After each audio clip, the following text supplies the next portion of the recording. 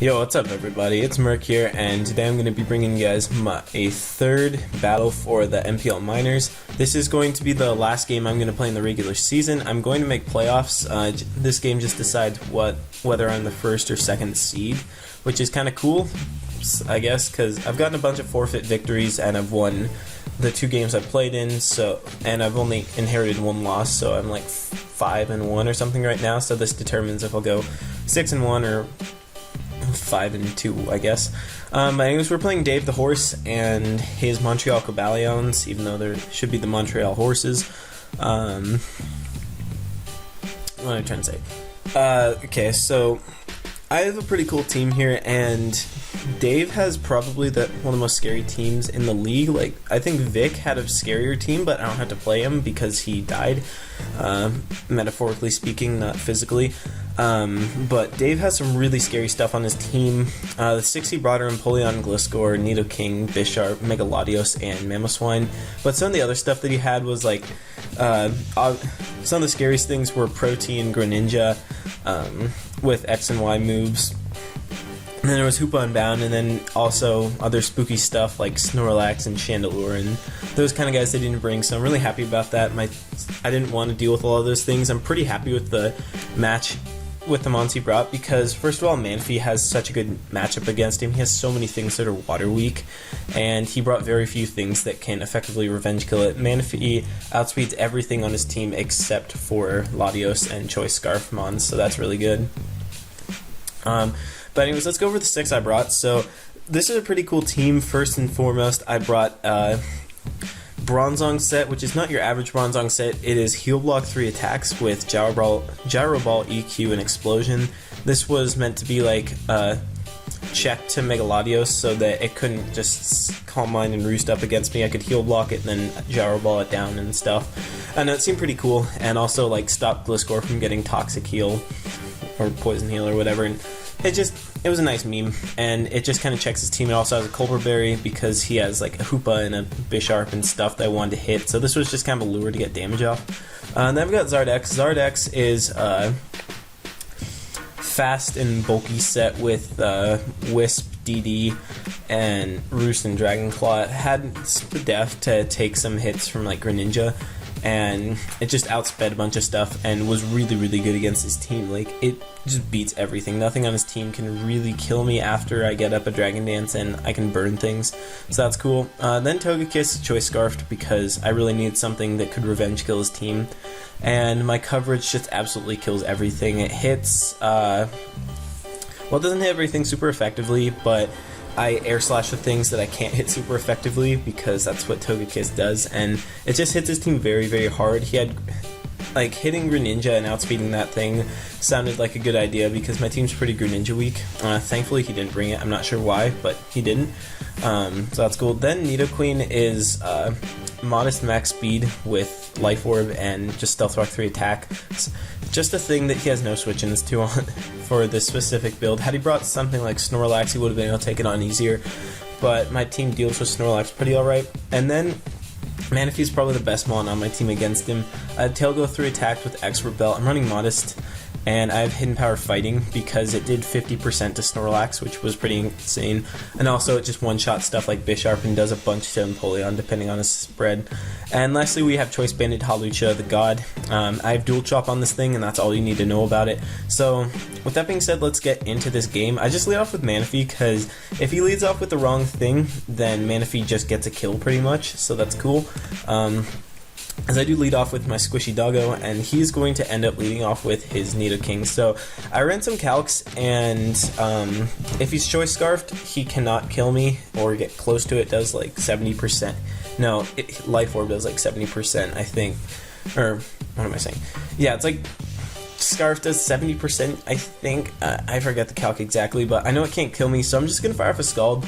I really did think he was Choice Scarf based on this team, or he had the potential to be Scarf, so I didn't want to set up a Tail Glow turn 1 and him predict that and just 2-hit KO me a T-Bolt. And if he did decide to switch out, then I can set up a Tail Glow on anything else pretty much. So I'm just going to go for that Scald as he does go into his Empoleon.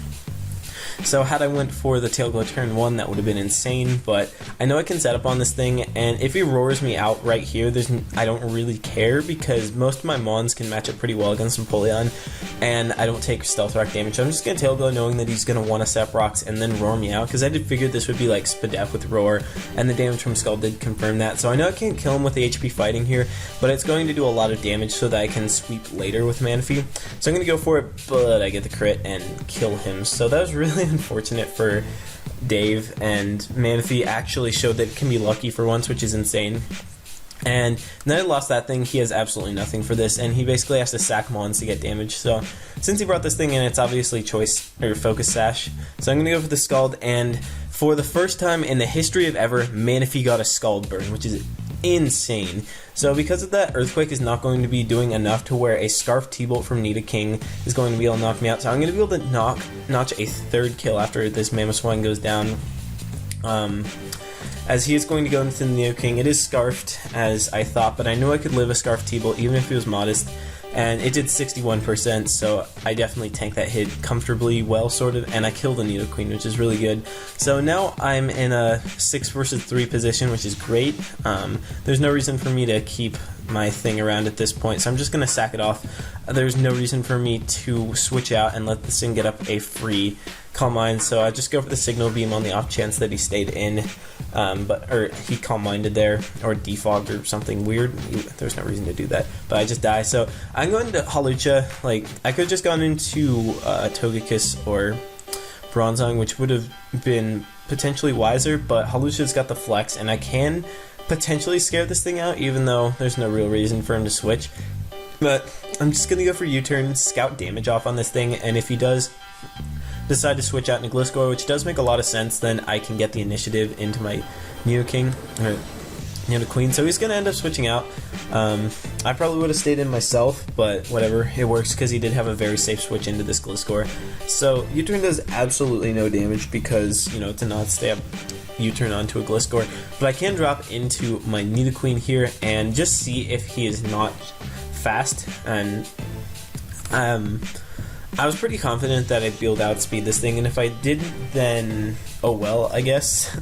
Then I'd probably have a harder time against Gliscor, and I'd probably have to try and flinch it with Togekiss, but I was pretty sure that I could take it, and if he was fast, then I was hoping they'd just be defensive, and I don't know. I do outspeed him, and I kill him, so that could have been a questionable play if he was, like, fast offensive, but I feel like if he was an offensive Gliscor, then U-turn would have done more than 7%. So now he's going to go into Bisharp here, and I outspeed this thing and kill it with an Earth Power, so he was basically just hoping that I was choice locked into Ice Beam, and then he could get maybe up an SD and put some pressure on my team. But all he has left is this Latios, and I'm not afraid of it because I do have a full health Bronzong, which I can get damage on, and I also have Hawlucha, which outspeeds it and does a lot of damage. Choice Band hits, and Choice Scarf Togekiss. So he does go for the Calm Mind. It's his only hope at this point, and hope that I underprepared for a Calm Mind Latios, but who in their right mind would do that? So I'm not messing around. I'm just going to go right for the Boom because this is a nice meme. And now so what I could have done here is just gone into Togekiss and 100% just knocked this thing out with the Dazzling Gleam, I think. Yeah, I'm pretty certain that Dazzling Gleam knocks it out, but I have Dual Chop Hawlucha with a Choice Band, so I'm going to go for it because it's a much cooler play, and I do land the thing. There was no way that I wasn't landing the Dual Chop, and yeah, I'm going to take this game, finish off with CB Dual Chop Hawlucha, so I won the game just because of that. The hacks didn't matter because I clicked Dual Chop with a Hawlucha, so that's all you need to know about this game. Overall, I did get really lucky with the crit and the burn from Manaphy.